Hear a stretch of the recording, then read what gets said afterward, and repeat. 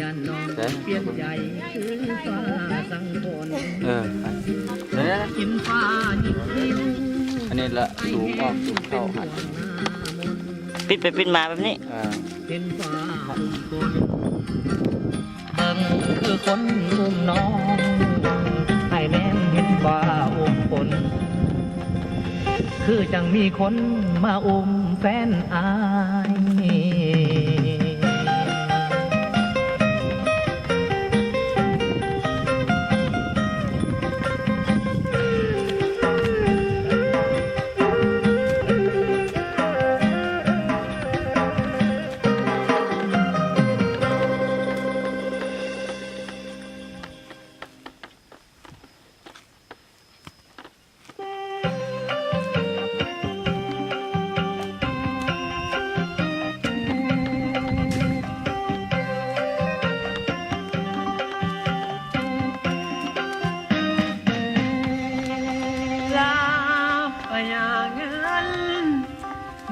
ใกล้บ้านระวังสิมาจากนั้นเอาลองมาเป็นละแต่ว่าโชคชะตาละวาสนาบ่อยู่เลยเป็นสู่เก่าเด้นอเด้น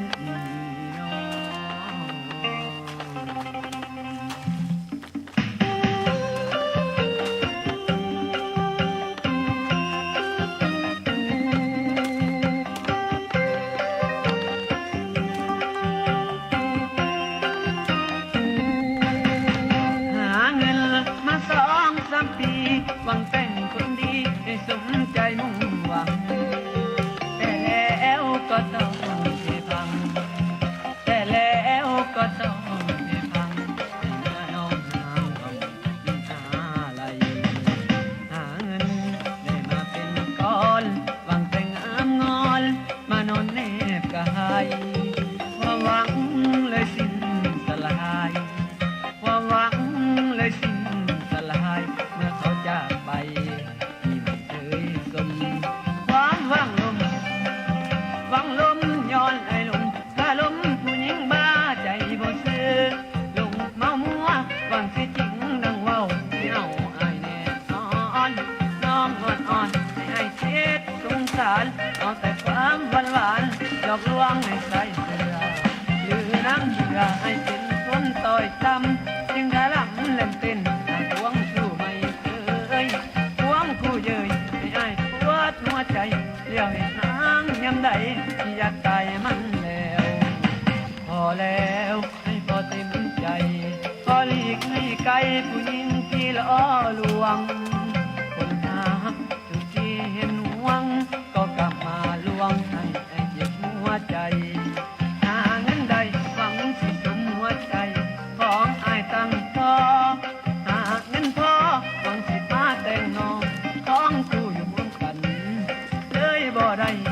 จนดังใจหวังความใจที่ฟังย้อนขาดนางมาหลวงหาย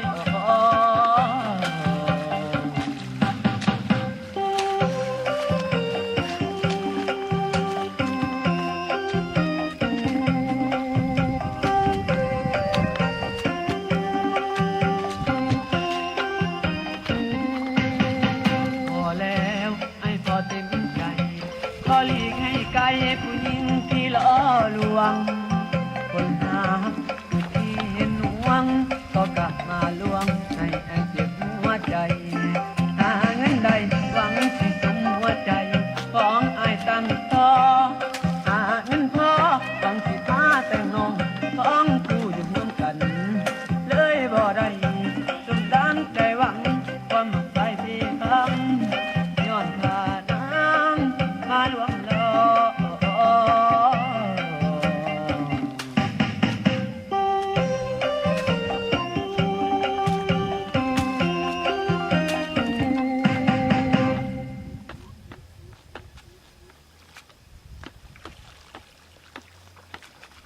มีคน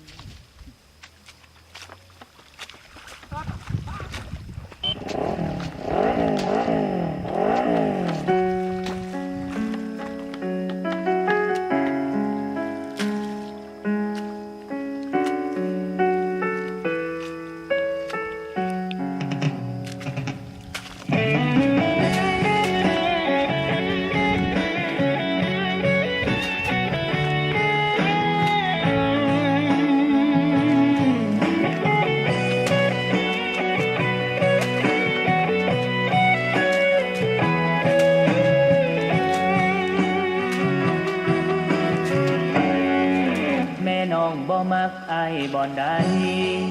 คือบ่ให้เป็นเคยจักทีเงินคำของอายก็มีพอแต่ละทีมีแต่ลับตาสั่ง มีหลายแนวที่แม่บอกมากอายถ้าเว้าไปอายคงบ่อยากฟัง เว้ารถนาบ่เป็นหยังดอกนางสิตั้งใจฟังและเปลี่ยนแปลงตัวเอง แม่บ่มักอายขี้เลือดไหลที่แม่บ่มักนิสัยนักเลงที่แม่บ่มักคนมาอวดเก่งแถมยังเปิดเพลงกวนตาเดือนเดือน น้องเอาแบบนี้ยิ่งดีเปลี่ยนทุกเรื่องที่เศร้าควรเมืองให้แม่น้องภูมิใจขอบใจแม่เจ้าที่เว้าให้เปลี่ยนนิสัยย้อนหักเจ้าหมดใจอายจึงยอมทุกอย่าง ตั้งในหูกระโปดออกทำนาตัดผมแน่ปล่อยให้ยาวเฮ็ดหยัง ขอบใจน้องที่เตือนอายอีกครั้งขอบใจนางที่สั่งให้เป็นคนดี ถ้าอายเปลี่ยนได้มือนี้น้องสิมีรางวัล อายสิเปลี่ยนอย่างกระทันหัน ถ้าอยากได้รางวัล สิเอาคนงามมาเป็นเมีย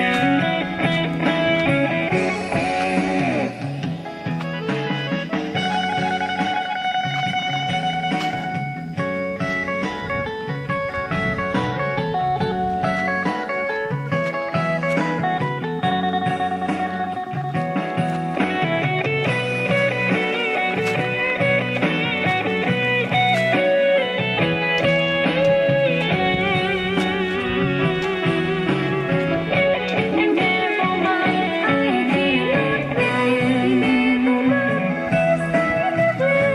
ที่แม่บ่มักคนมาอวดเก่งแถมยังเปิดเพลงกวนตาเดือนเดือน นอกเจ้าแบบนี้ยิ่งดีเปลี่ยนทุกเรื่องที่เศร้าควรเมืองให้แม่น้องภูมิใจขอบใจแม่เจ้าที่เว้าให้เปลี่ยนนิสัยย้อนหักเจ้าหมดใจ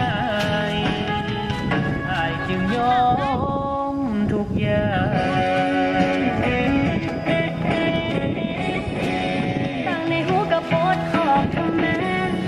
ตัดผมแน่ปล่อยให้ยาวเฮ็ดหยัง ขอบใจน้องที่เตือนอายอีกครั้งขอบใจนางที่สั่งให้เป็นคนดี ถ้าอายเปลี่ยนได้มือนี้น้องสิมีรางวัล อายสิเปลี่ยนอย่างกระทันหัน ถ้าอยากได้รางวัล สิเอาคนงามมาเป็นเมีย ไม่ผู้ใดบอก เอาเนื้อว่าสิให้รางวัลเนาะ น้องเสียวดอกให้ได้ไหมดอกกุหลาบดอกไม้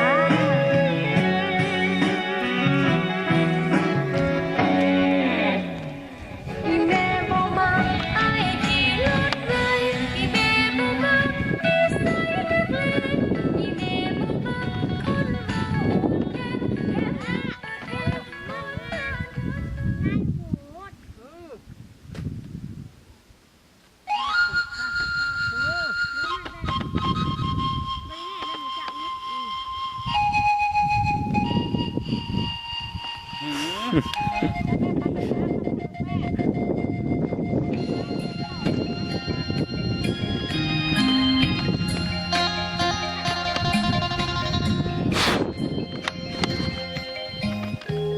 เดือน เ เป็นยังปังเป็นยังปูเฮ้ย